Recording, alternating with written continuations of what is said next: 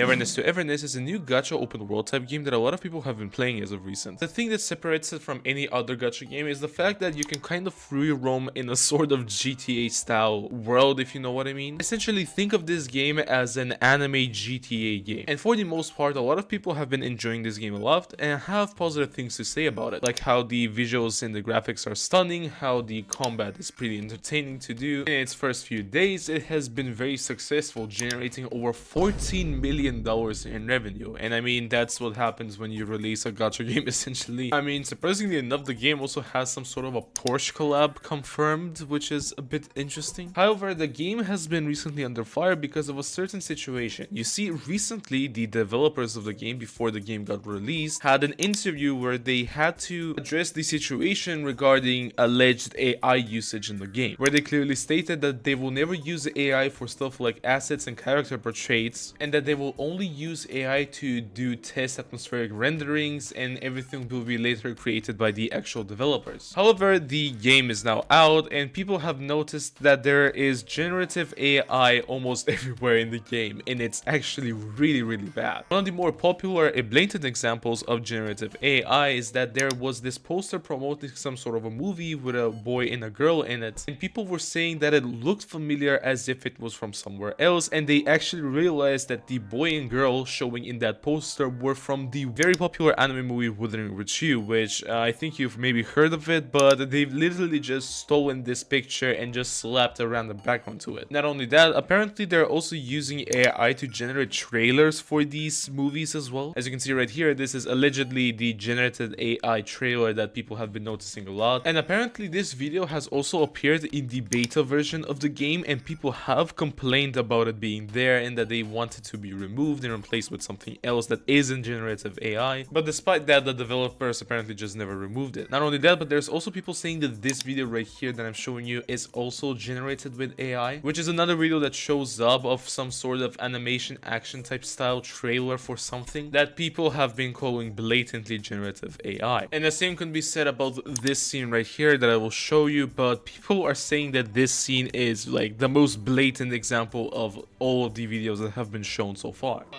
I am Giovanni Dvorak. In this game, you just need to select what you want and bring them out safely. It's simple and fun. I know you're feeling nervous, just like when I was about to confess to my now wife.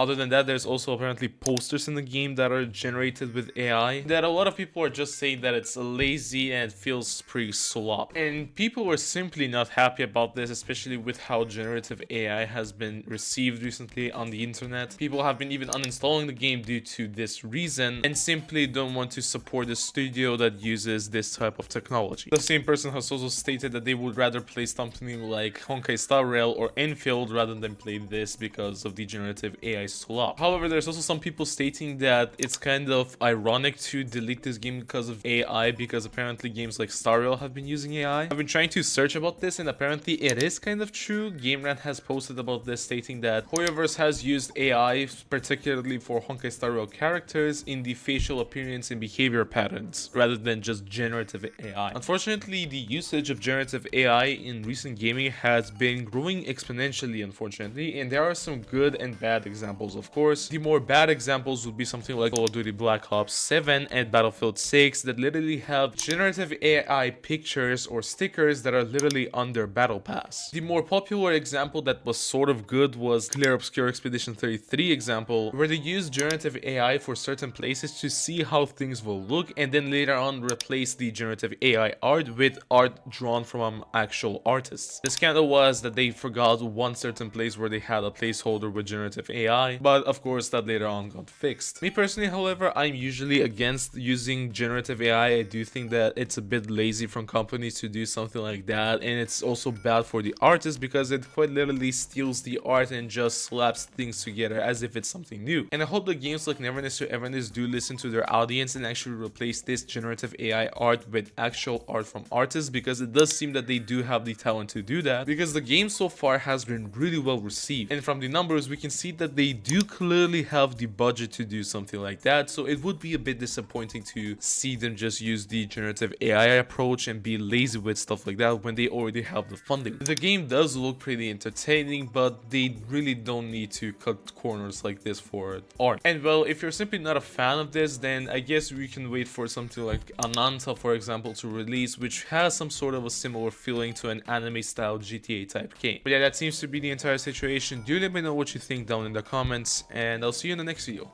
Bye bye.